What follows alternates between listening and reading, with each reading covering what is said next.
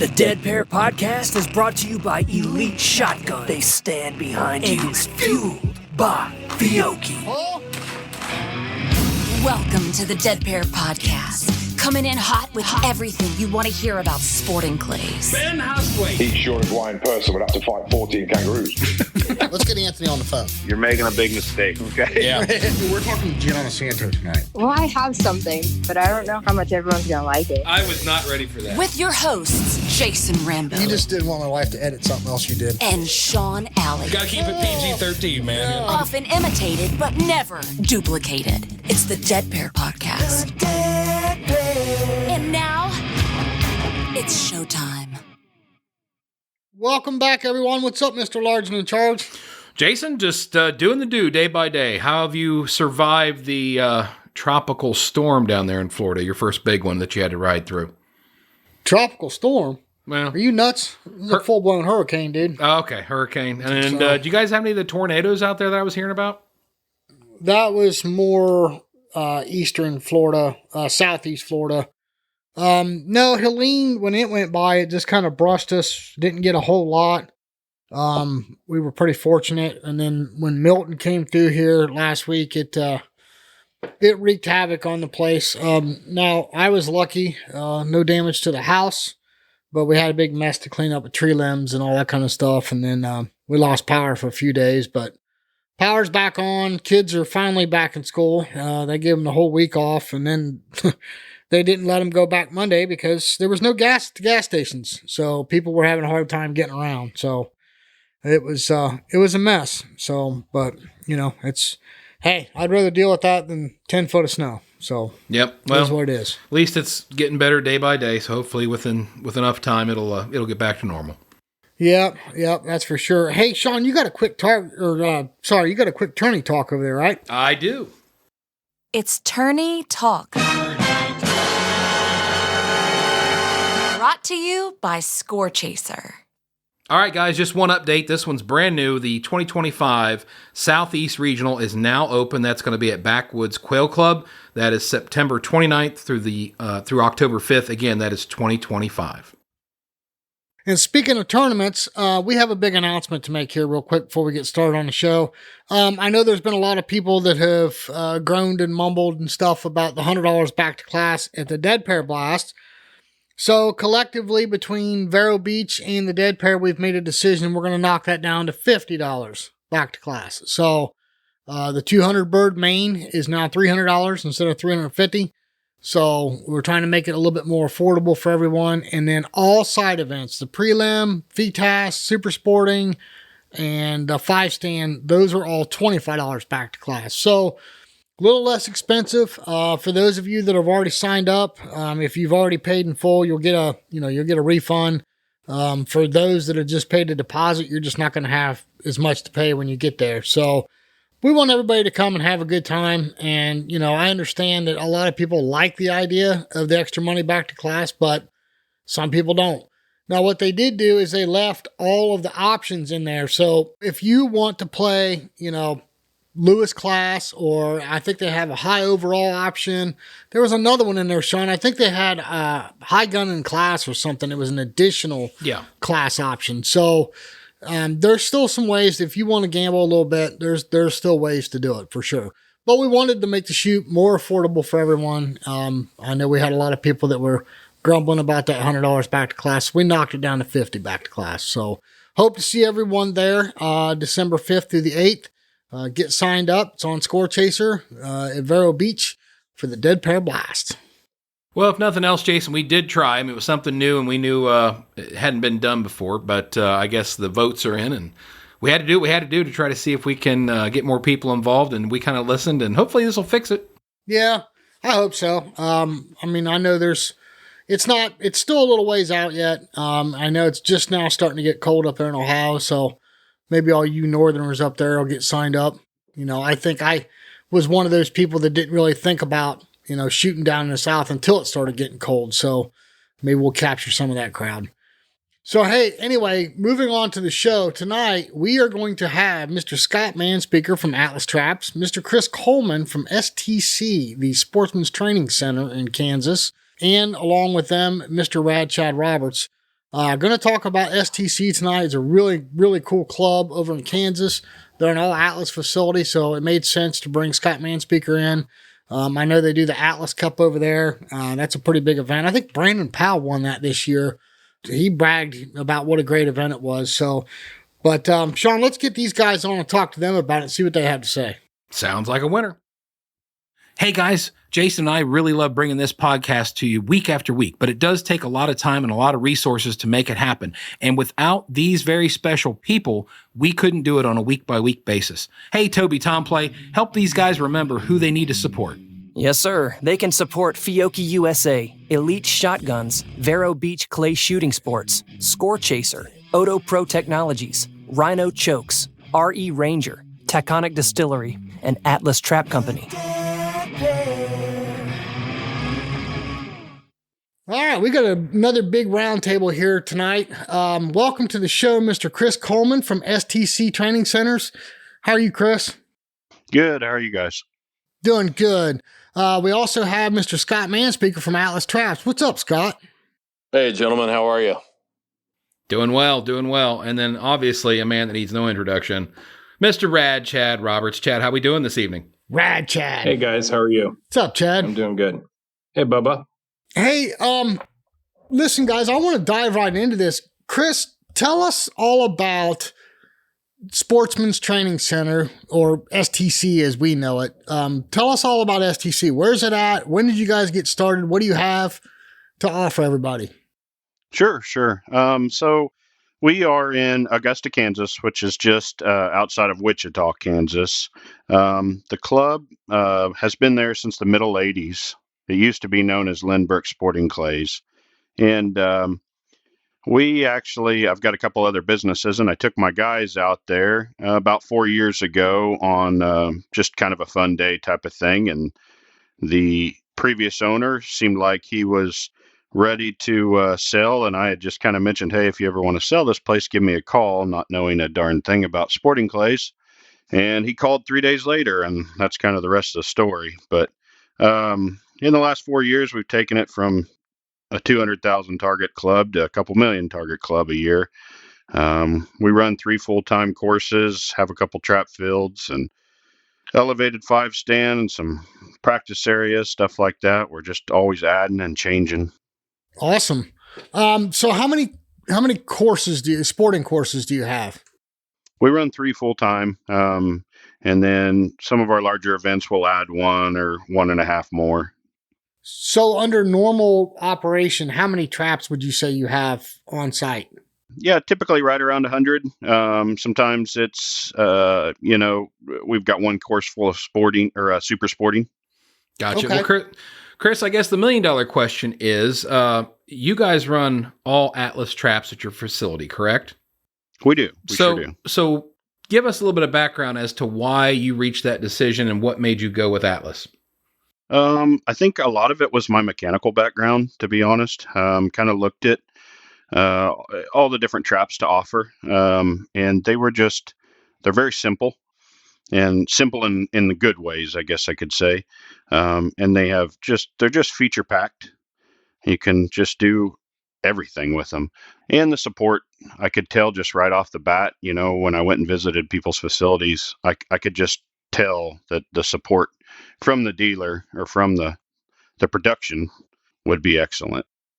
So I take it you've probably worked on a few of these things. I mean, is there anything that really stands out to you? And when you say simple mechanical, is there anything that you can kind of pinpoint as to maybe as a highlight or a selling feature for you?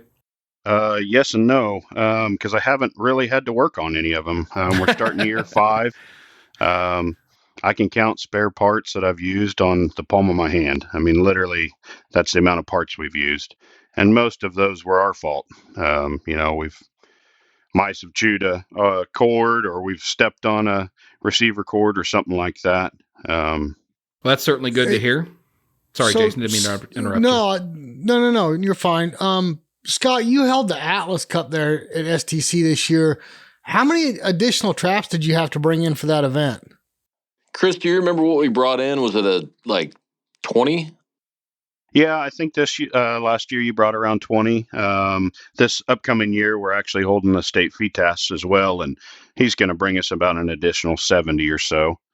That's been one great thing with them is, some days I got too many traps and some days I don't have enough. And if I don't have enough, as long as I give them a couple days heads up, I've got traps sitting there ready to go. Well, most people don't know that Atlas has those capabilities. At any given time, how many trucks do you have on the road with machines to support a club or an event, Scott?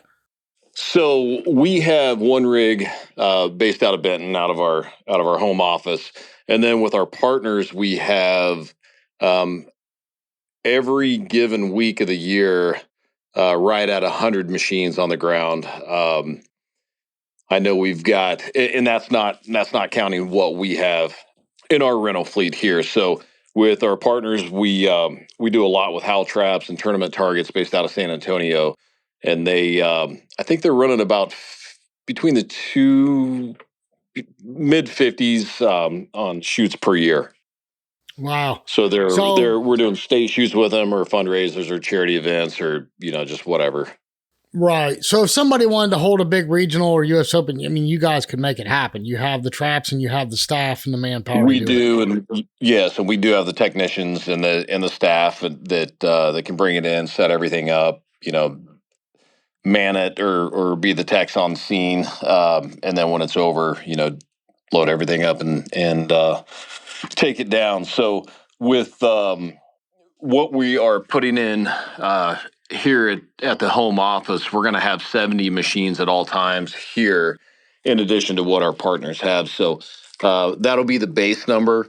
And if we need to increase, up to 100 or 200 machines more for any given shoot, with a little bit of notice, we can make that happen. Awesome. Hey, Chad, you've been too quiet for too long, buddy, so I'm going to bring you into the conversation.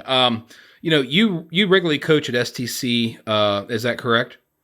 Yeah, I'm going out there probably every 3 to 4 months, starting in February, March, depending on when I get back from the Florida swing. And then I usually, my last show out there would probably be, late September, somewhere between late September and end of October because of the Nationals. And then, thinking about going out there in November, maybe before the snow hits, if they have any this year. And, I don't mind getting cold.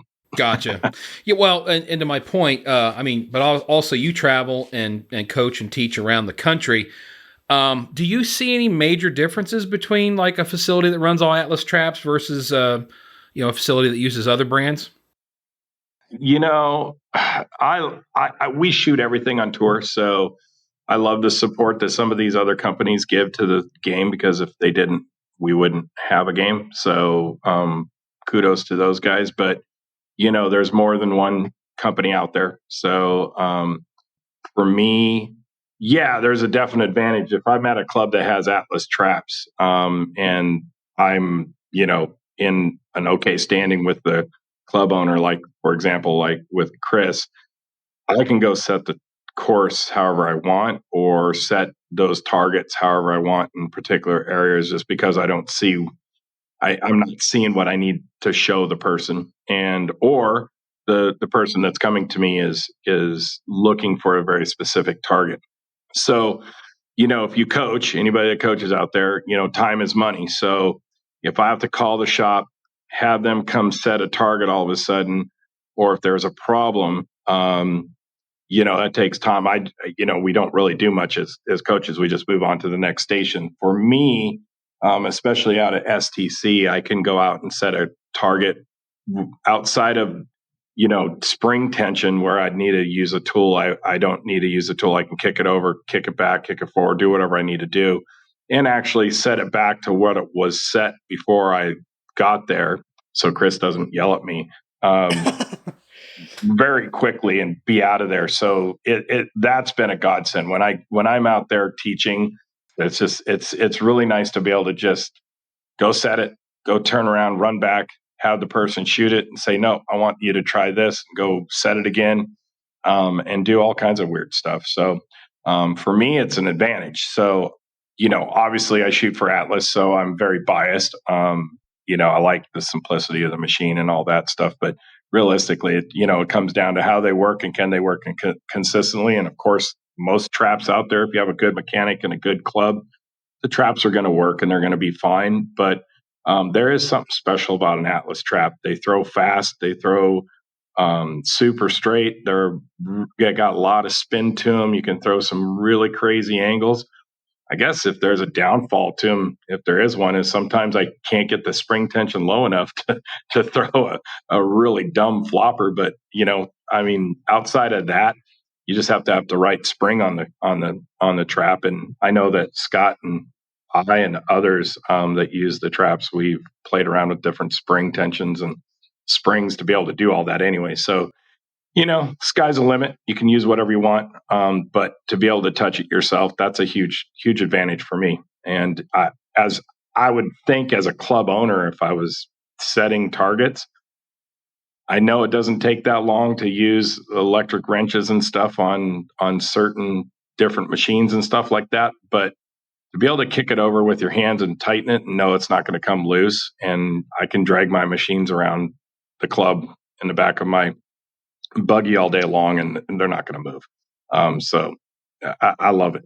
So there's all I got to say about it. They're awesome. Well, and to go a little bit further into that, I know that, listen, I'm not the trap guy. I mean, you and Jason, I've shot with you enough times, and you guys tend to mention and forgive me if I'm not saying this right, but there are some certain angles and some tilting and stuff that the Atlas traps will do that other traps have a problem with. Can you go into that a little bit more?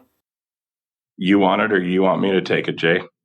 Yeah, I mean, and Scott, I'll let you kind of step in here on this, but one of the big things is with some of the other brands of traps on a right-handed machine, you can't lean it over all the way to the right. Scott, I know you guys strived when you were designing the current model that wasn't going to be a problem. Right. We do a few things a little bit different than everybody else. We moved our throwing arm to the leading side of the shaft, or the pinch block that goes through the main shaft. And what that does is that trains the target into position, and it gets it a little farther out of the gate in the cocked position, so that when you do fire it, it's got a faster release. But what we found by doing that is it also trains it into the target finger and the back rail in a really tight pocket. In addition to that, we mount what we call a top-down finger to the bottom side of the big aluminum plate that the clays rest on when they're in the magazine.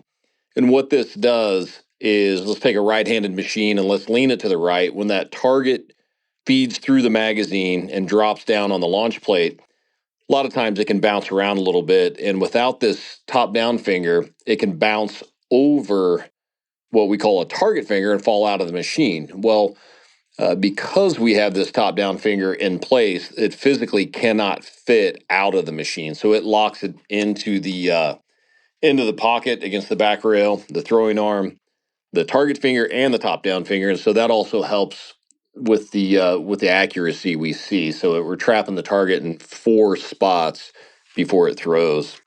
And it's I think where you really see that, if you're trying to split a tree branch or a V in a tree or a clearing or something like that at 60, 70 yards, you're going to get that repeatability and that accuracy and consistency that you're looking for. So I want to jump back to Chris for a second. So Chris, when you bought STC, and you don't have to say any names, but when you bought STC, did you have another brand of trap there when you bought it? Yeah, there was a plethora of machines, but most of them were 20 plus years old as well. They were at the end of their lifespan, so yeah, couldn't really compare them to anything modern, to be honest. Well, the reason why I ask is the question I had written down here for you is what's been your experience with Atlas traps in terms of durability and consistency? Now, you've already spoken to the durability of them. Talk about the consistency. I mean, you went from, a plethora of different traps, and then now you have the Atlas traps. Talk about the consistency and the targets. Yeah. So the traps that were there, we got them all up and together functional wise, but they didn't have hardly any lean capabilities. So you pretty much could throw a bladed target and that was about it. Yeah, we kind of went over durability wise. I do have a couple of used Atlas traps that I acquired that are, they're getting 10 to 12 years old or so, and still run those every day, all day as well. And then Scott kind of touched on a few things there, and so did you, on being able to lean them any direction, up, down, side to side. And the thing that, as a target setter, that I really enjoy about that is, especially if I have a helper, it doesn't matter what machine is out there. I can tell them to lean it or whatever consistently. It can be a Batu, it can be a Rabu, it can be a standard right hand, standard left hand. All of the machines all lean exactly the same and can do all the same angles, no matter what target it is. So that makes it really nice, not having to go to a different station to grab a different machine to do this certain target that I wanted to do. I can make it happen with the machine that's there, no matter what it is. Yeah. Well, so do you find, I have a question for you, Chris. Do you find that a standard machine like the standard 400 or whatever you have out there works in more situations, so you don't have to have a bunch of different specialty machines? Yeah, 100%. The standard left and right hand, we actually have 200s on some of our areas that the members can move around on their own. Then we have 400s and we have 650s. But, for example, a Shondell, well, you can take a standard machine and throw a beautiful Shondell with it. And so that just saves me from going to go grab a Shondell machine, specific Shondell machine off of a different station. Saves a lot of time as a target setter that way. Well, not only time, but with less breakage, and like Chad said, him and I are biased here, but let's be realistic though. With less breakage and less maintenance, this has to mean more revenue. I mean, big picture for your club, right? Oh yeah, and just better feedback from the customers. Like, for example, right now, September and October, we have corporate functions. We call them corporates. It could be a charity or, bank outing or whatever, but we call it corporate season. And when they don't have to wait on us to work on machines or have a bunch of broken targets or anything like that, they just have a funner day. And we get that feedback all the time. Man, we didn't see a single broken target today. So, which is awesome. Well, Chris, you mentioned a little bit earlier on that you really haven't had too many problems with these traps, but let me ask you and just play devil's advocate for a second. When you did have a problem, I'm assuming you probably had to make a call and maybe get some parts or something ordered in. How was Atlas to deal with when a situation like that happened? Oh, awesome. We've done some stupid things. We've dumped machines over and stuff, moving them from station to station or whatever, and bent arms and stuff of that nature. And I've got a pretty mechanical background, so easily can change all the parts. But getting everything adjusted back to the way it should have been before I messed it all up. It was a simple phone call to Atlas, and they actually just FaceTimed me, and we kind of went through everything before I put the trap back live and made sure everything was good to go, and we were good. We were all done. Hey, Scott, I have a question for you. Yeah. Because of that happens every once in a while, or they just, it's manufacturing, stuff can happen. What I noticed that you guys, one thing that I always say when people like, hey, why do you like Atlas? Of course, I have my personal beliefs and stuff like that. But one of the things from a club perspective, what is I think what's cool, I know what it is, but can you tell everybody what your warranty situation is on the machines? Scott, you would have to fill us in on that. I don't even know the warranty off the top of my head because I haven't had to worry about it. I know it's longer than anybody else's, but other than that, I honestly couldn't tell you the exact amount of time. So we put a 6-year warranty on our machines, and the one-way bearing, we put a lifetime warranty on that. So I know we effectively double in our competitors, and I think a couple competitors we even triple the warranty length What when Chris was talking about some warranty items on his machines, he forgot about the machine that fell out of the 20-foot tower. He forgot to mention that one. It didn't fall out of. The tower blew over. Okay. I think you were going to tell me you dragged it out of there trying to move it. Okay. One more step to that, too. The tree blew over that fell on the tower, and the tower then fell over. Hey, we still using that machine, though. I know. That did require a shop visit. On that one, but that's about it. It did. Well, okay, so here's one for Chris, and this will lead into a question I have for Scott. Chris, all the traps you have on site, have you ever had one of the quick adjustment handles come loose on you? No. Okay. I knew you were going to answer that, but has Scott, anybody ever asked? Jason? Has anybody ever reported back to you that they had one come loose?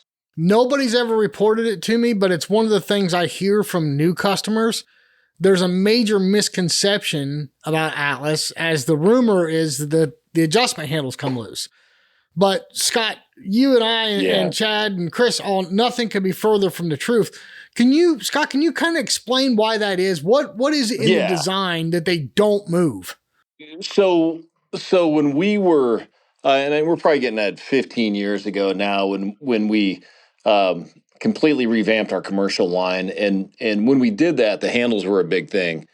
We went through a ton of different handles. Literally, just how do they feel in your hand? Do they have sharp edges? Are they long enough? And we settled on the ones we have. We love them. They're long enough that it doesn't take a lot of leverage to tighten them. And part of that reason is between the handle body and the frame of the trap, we use serrated flange lock nuts. So they dig in to the machine with not much torque.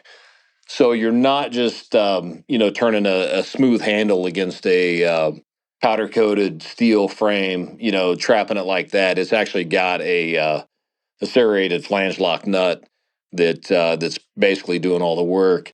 And one of the things we did, because that's a question I had, are these long enough that, let's say, a little kid could tighten up tight enough to keep him from slipping. So if you take 400 clays, what's a box of clays? About 30 pounds? 22 pounds, I think. Okay. So with 3 boxes of clays, you're at between 60 and 70 pounds. I weigh 210. So I've stood on a machine, leaned it over, not all the way, so we could see if it would slip, loaded it full of targets, and then I stood on it as well and jumped up and down.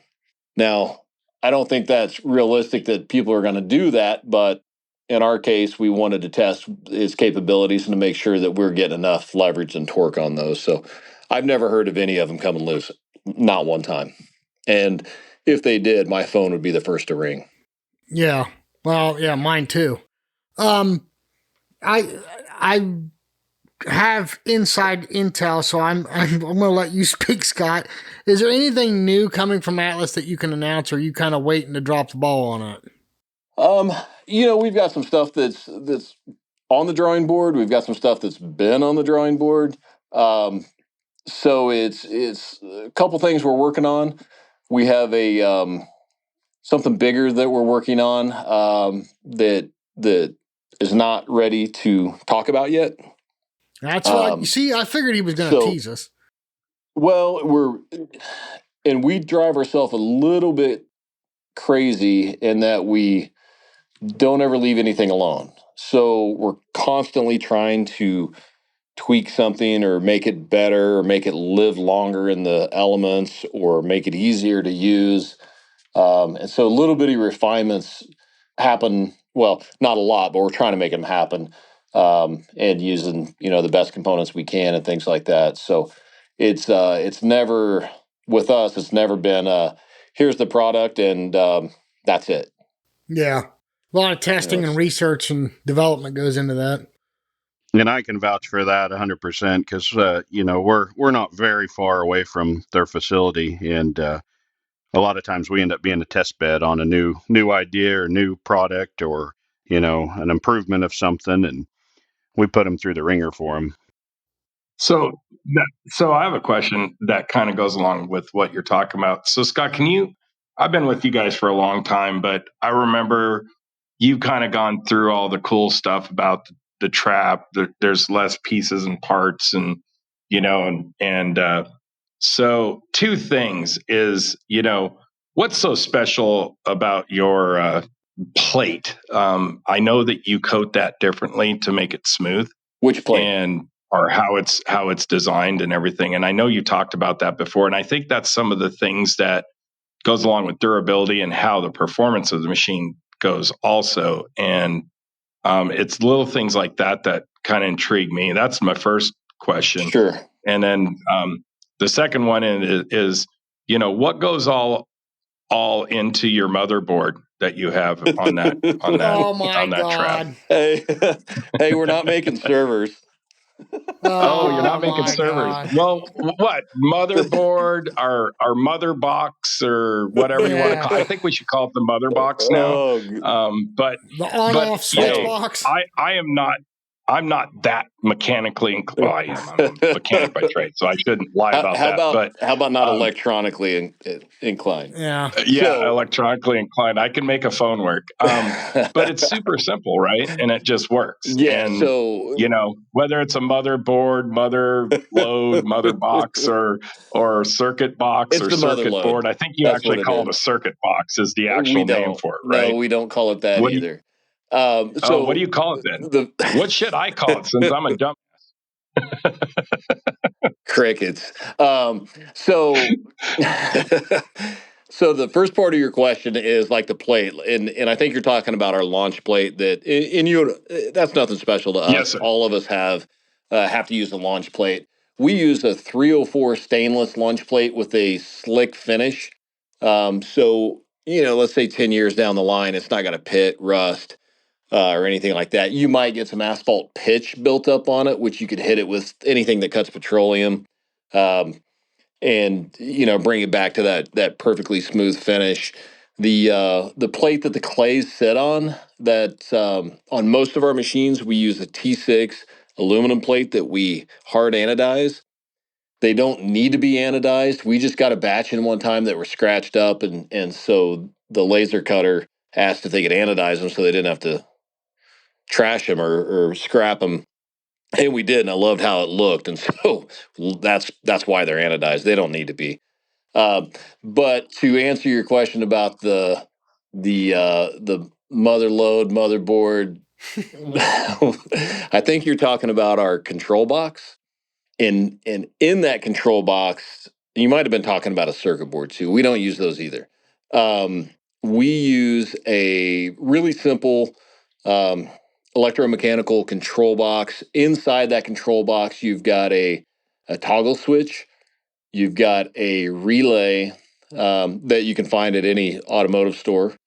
We've got a circuit breaker, and then we've got a diode to protect the polarity, and that's it. So it's about as simple as you get, or you can get. We haven't found any simpler way to do it, and we're starting to see that others like the way we do that, because we make retrofit control boxes for most all other brands, and where we can take their electronics out, wire in one of our boxes, and they're just as simple as can be, and it's usually at a lower cost than what it costs to replace theirs.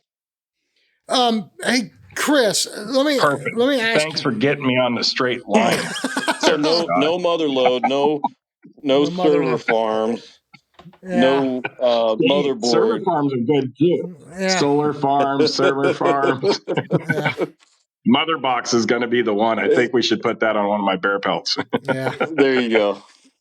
Chris, from a club standpoint, one of the things that is, I guess you could say it's overlooked or overthought about, but you see a lot of other brands of traps. They take the battery off the cart, they put it on the axle to keep it from tipping over and all that. The cart is something that's vastly overlooked, but talk about that for a minute and the difference in the Atlas carts versus everybody else, and how nice it's been to move them around the course without having to pin them down, strap them down, weight them down. Can you talk about that for a minute? Yeah. The traps that we had previous were real narrow carts, and if you did lean the trap, you couldn't go very far without strapping them down or something of that nature. These, the wheels are wide enough that, and the whole carousel is low enough to the ground as well, that you can lean them 45 degrees on a little bit of a hill, and you really just don't have to worry about it. We've never had an issue. Nice. The other thing that's really cool is too is if I'm doing something at Chris's place when I'm training or teaching, is since the solar panel is mounted to the cart along with the receiver, I don't have what I call a yard sale that I have to pick up to move somewhere else, and I'm not running over wires or anything like that. Everything is on the cart. I can pick it up, move it, put it down, be done with it, hook it to a buggy, whatever I'm going to do.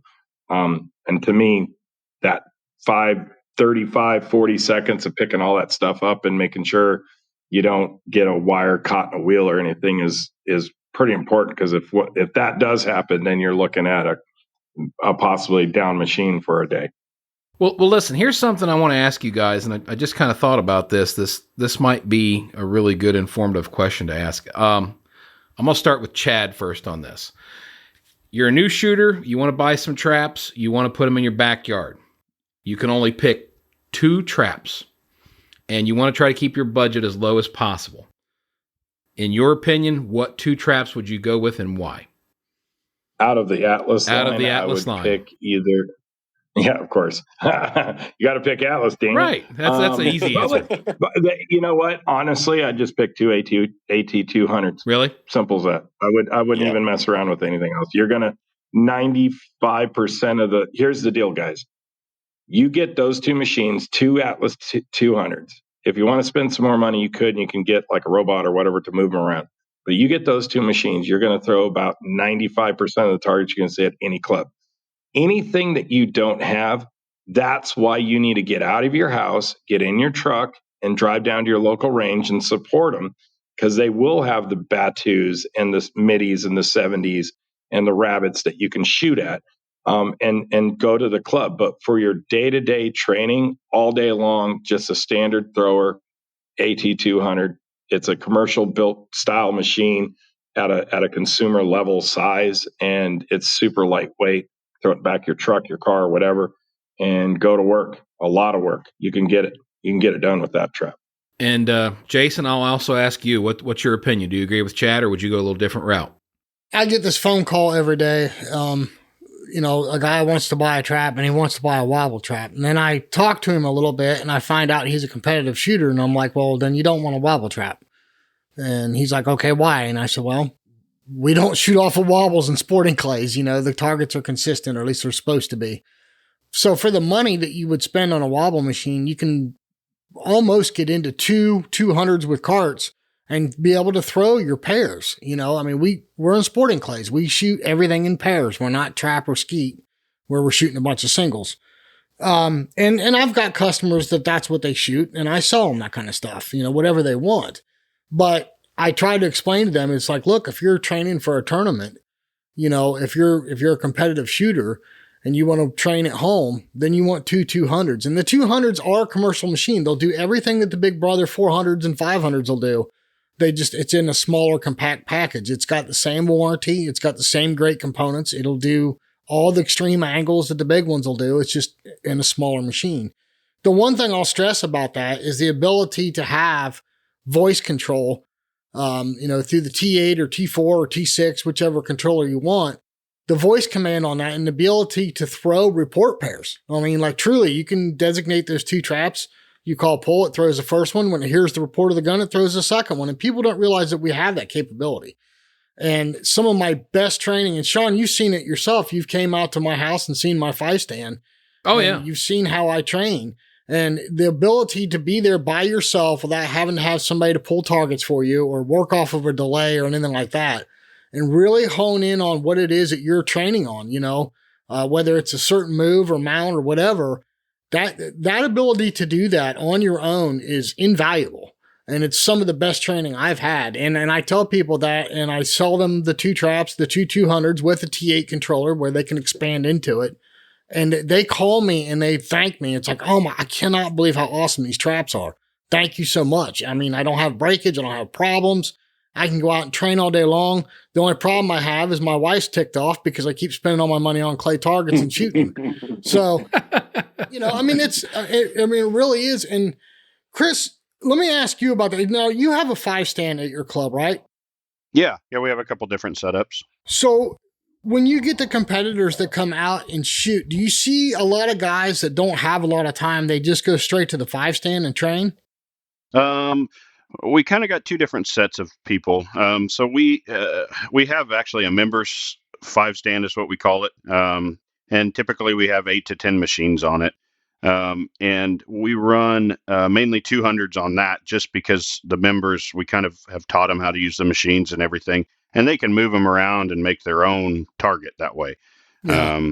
It's kind of a larger area where they can move around, and we've got some elevated platforms there and stuff of that nature, so they can just make any target they want. And kind of as you were saying, the 200s will do everything the 400s will that are out on the course. They're just a lot easier to move around for a person. Yeah.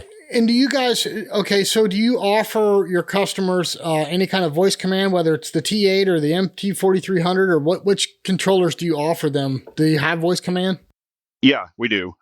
So we typically use the 4300 with the card reader on the back. Okay. Because then they can use their long range card, their member card in that. And then it has voice on it. We've also been experimenting with their wireless pull cord. I don't know if you've messed with that at all. But you unplug the pull cord out of a regular station, plug that in, and then we will use a T4 on that. And I really like that because it has, I don't really want to say a delay, but I think as a T8 is so fast, faster than a regular person pressing a button, if that makes sense. Yep. Where the T4 or the wireless pull cord, it's only milliseconds, but it more mimics a person pressing a button. Me saying pull and you pressing the button, there's always a slightest bit of a delay, and it mimics that really well. Same thing, you can set up true pairs or report pairs with that. And the nice thing about that is they can go from station to station to station. They can take it to all 30 stations by themselves and not have to set up delay and all of that. Yeah. So I'll let Chris or Scott jump in here. We're running the clock up here, guys. But is the Atlas Cup been decided as far as dates and everything goes? You guys want to talk about that for 2025? Yeah, it's the last weekend in April. It'll actually start Thursday. And I kind of touched on it earlier. It will be in conjunction with the Kansas State FITASC this year. So instead of a 300 bird sporting course or overall sporting for 300 birds, it'll drop down to 200, and then we'll have FITASC on top of that, plus a lot of side events. We'll have sub-gauge course and stuff of that nature as well. That's awesome. Chad, why don't you talk about that event? You had a lot of fun there last year. I think you won the make or break, and I know Brandon won the overall event, but man, there was a ton of events involved with that. He got mad because he got beaten make or break. Sorry, Brandon. Sorry. I'm sorry to Alec, my teammate with Atlas, who felt the wrath of Brandon for losing out in the semifinal. Look, guys, my way of teaching and shooting, I don't want to be a nomad going around the tournaments tour and staying after every single tournament and teaching. And I've always wanted to, talk to you about this, Jason, I've always wanted to pick certain areas that I kind of stick at and go a few times a year. So like Ohio is one of them. I'm getting, hopefully Florida will be the next. I do a lot on the West Coast, like out in Arizona and California and that stuff, and move around in small pockets. And I've always wanted to be in a place that's more centrally located. Mm-hmm. And everything that STC has is exactly what I want in a club. And, I'm a little spoiled because I'm sponsored by STC. I'm also sponsored by Atlas. STC carries Ranger glasses, which I'm sponsored by, and they carry ESP hearing protection, which I'm sponsored by also. They also sell Fiocchi ammunition. So it's like having all my sponsors in one. And another big draw to that place is Jim Greenwood's on site. His building is right next to the pro shop. So whenever he has somebody out there getting a stock fit, and I've had a couple of clients come out there this year, we go out there and, I'm doing lessons for the weekend, and then I work with my clients as they're getting their stocks done. And then we usually shoot, a few hundred rounds at the club since I'm there. So getting to long term, I'll probably start using that place as an early spring warm up where I spend a couple extra days of just training and late season training before, going into the nationals, because the Airbnb system that they have there's actually a place that's a quarter mile from their location. I shouldn't tell everybody this because I love using the place, but it's a quarter mile away from, it's literally, you can drive a golf cart there. Downtown is really close. There's lots of food areas in Leon, some of the greatest places I've ever had food. Airport is super easy to get to and get out of. Literally, if you're coming in for a day or you're staying there for 4 days or whatever, it's just, it literally has everything. It's got an awesome 5-stand. It's got great terrain. It's got great traps, of course. You can throw some really big targets there, and you can throw some really good technical targets because they have tree system there too. So you're shooting within trees. Feels like you're at Anthony's place on one side of the course, and then you go over the other side, and you're out in a field that looks like you're kind of Arizona, and you're just shooting out in the middle of a field, and then you go to the next station and you feel like you're in, Wisconsin somewhere at Game Unlimited. So it's got a little bit of everything, and that's what makes it special to me. And I'm just glad it worked out for myself, but it's just a fantastic place to go to. So that's awesome. Scott, we're recording this the week before the Nationals here. Hopefully we get this out in time this week. My wife's going to freaking wring my neck. But anyway, you're going to be present and accounted for all week of the Nationals down at the Atlas booth. You want to talk about that for a sec? Yeah, we've got a store there on Vendor Row, and it's we love it. It's a chance for us to see a lot of our customers, and people from all over the world are coming in, and so it's just a great chance, to see these people, and a lot of times we'll talk to somebody. They'll be a customer for 10 years, and we've talked to them on the phone and never seen them in person, and then they come walking in the store and they say something, and immediately you know who they are just because you've talked to them so much. So we've got all of our machines on display there, and so somebody wants to see the intricacies of how these work, and this, that, and the other, we can show them right there. And it's also a great place to hang out. We've got a really comfortable environment, and it's a great place just to catch up with our shooters and just customers and potential customers and just friends, and we have a great time there. Yeah, absolutely. Yeah, and also, what's that, Chad? Also, John will have, most likely, I think, Scott, doesn't he have a few machines that are set up for the practice areas right in front of the shop? Yeah, so they use our machines for the demo fields for the shotgun manufacturers right out front. They use, I think they've got 4 of our 400s out there that people can try, and then we usually have Jim Greenwood is out in front of our store, and we usually have some machines back behind him if we want to throw some targets where people want to see him or see these angles that we're talking about. Well, and another thing too, Sean and I will be in and out of there all next week.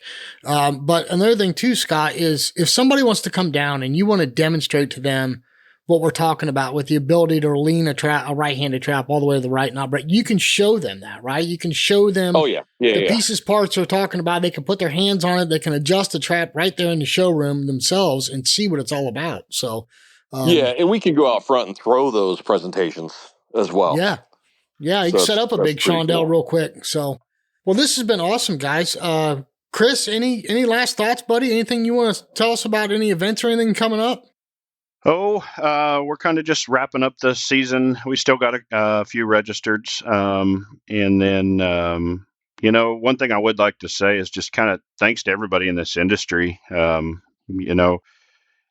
all the trap manufacturers and ammo manufacturers and everything, they're just great. They just are. I mean, I think everybody here can agree to that. Scott, even being a trap manufacturer, I mean, he's friends with all of them. I think for the most part, they frequent our range and they'll BS for a minute and give each other grief, and it's just a great sport. And I'm glad that we're in it, growing it. That's one of the main things that we focus on is getting new shooters and kind of some new ways and new attitudes and stuff of that nature, just to keep continuing getting more and more youth in it. Yeah. And if you guys want to see out there in Shooterland what Chris is talking about, he's really, really good at his social media, and he's done a bunch of videos on the Atlas Cup. Me and him have collaborated, and we've done some how-to videos for his club, which I appreciate you, Chris, for doing that. And it really highlights a lot of the different areas. We have beginner areas that are for brand new shooters that have never shot a shotgun before. We have trap out there. We have a couple layouts for FITASC, but more than a couple. And those 3 courses, it's really cool. Come out and see us. You're getting a stock done by Jim. Come shoot the targets after you're done. Really dial that gun in before you leave, and come out to the Atlas Cup next year. It's going to be dope because of the state stuff that's affiliated with it. So it's going to be really fun to come shoot that tournament. Scott, any closing thoughts, buddy? Yeah, let me just hit on that on our shoot next year. Chris, do we know who's setting targets? Has that been locked down? Yeah, Joe Skoll's going to help us. Jim and Jared Greenwood are both going to help us, and we may have a couple others as well. We've been talking to some of them that have come out before. But we tried to pick people that have completely different styles from each other. So, and we're gonna have them kind of alternate stations, so you get a different feel for all of the courses. It should be quite fun. Very cool. Well, Scott, you want to drop the bomb about next year? Or you want me to? Go ahead. Which bomb? Well, Atlas Traps is rejoining us, the Dead Pair, again next year. So we appreciate that very much. Very excited about that. I know I'm a little biased because I'm an Atlas dealer, but Sean really loves having Atlas part of the show. American made product, right here in America. I mean, that's what we're all about. So 100%, 100%. Yeah. So thank you to Scott and everybody at Atlas, man. We really appreciate that. And we appreciate the opportunity. Oh, yeah. I mean, and here's the other thing, too, guys, is anybody listening that wants to check out STC, they want to check out an Atlas Trap, they want a lesson from Chad Roberts, all 3 of those are available on our website. Chris has got STC underneath Find a Club page on our thedeadpair.com. The Atlas banner, click on that, take you right to the Atlas website, and Chad's under Find a Coach. So really easy to access these people. These are good people. Trust me, you spend a little time with any one of these 3 guys and you'll understand why we have them on our show. So thank you, gentlemen, very much. I appreciate it. I think we got some good information out to everybody, and appreciate you guys spending some time with us. Appreciate it as well. Thank you, guys. I appreciate you appreciating us, so I appreciate you. Oh, gee. Nice. Sean, did you expect anything else from Chad? No, I did not. Thanks a lot, guys. We'll see y'all next week at the Nationals. Have a good one. Yes, sir. Take care. Well, Jason, I'm not a trap guy, but it's always fascinating to me to listen to you guys talk about this stuff. Most people would not realize the amount of technology and thought that goes into building a machine that throws a little clay bird, right? But definitely a lot to learn there. And it's really interesting to see the approach, in my opinion, that Atlas uses, and they try to simplify their traps to keep them reliable. And as Chris said, that basically holds true for him. Well, I've talked about it before. I mean, when Scott kind of taught me into being a dealer because I'm selling Atlas traps without trying. I just telling people how much I love them and people are going and buying them. And he wanted me to be a dealer. And I'm like, I'm not doing it unless I can fly out there to Kansas and spend a few days in the factory. He's like, oh my God, yeah, absolutely. So I did. And I spent 3 days on the shop floor, just hands-on building traps. I wanted to know every single piece and part of it. And the two things that stuck out the most to me is, number one, how much they put into the trap to make sure it's reliable and make sure it's strong. And the second thing was the amount of pride that came from the guys that work there in building an American-made machine.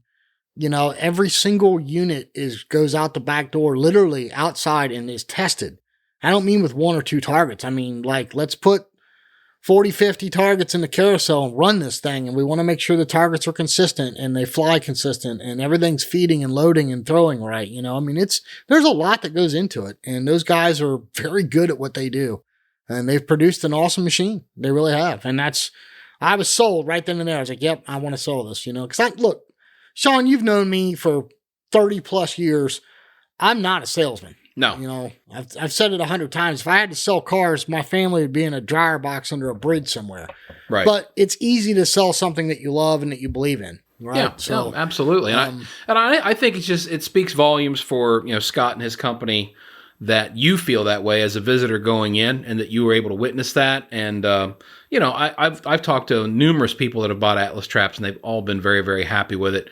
And in the occasion that something would go wrong, it's also nice to hear from Chris that, you know, when he did have to order a part or did have to get something fixed, they were right there, right on top of it and got him taken care of quickly. So, yeah, that's the other thing too, is, you know, if anybody, and I've told my customers this, if anybody ever needs anything, you know, they break something, you know, like in the case of Chris, where it wasn't the machine's fault, you know, they had a tower fall over, right?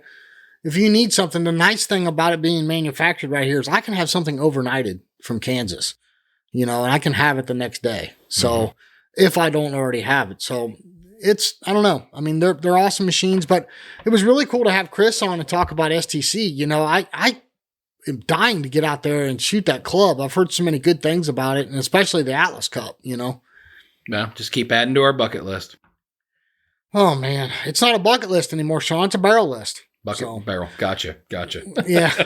Hey, one thing real quick I do want to announce. TCN, the Champions Network. I know we had David and Joy on here, and yes, I am a part of that, but no, it is not part of the Dead Pair podcast. So if you have a question about the Champions Network, go to the website and hit the contact button or address David Radulovich directly. But please don't send an email to the Dead Pair because that is 2 separate entities, 2 separate companies. So just to let everybody know, I know there's a little bit of confusion because I'm involved with it and Sean's going to be on from time to time as a host. So it's a little confusing, but understand that it is 2 separate businesses. So, yep, absolutely.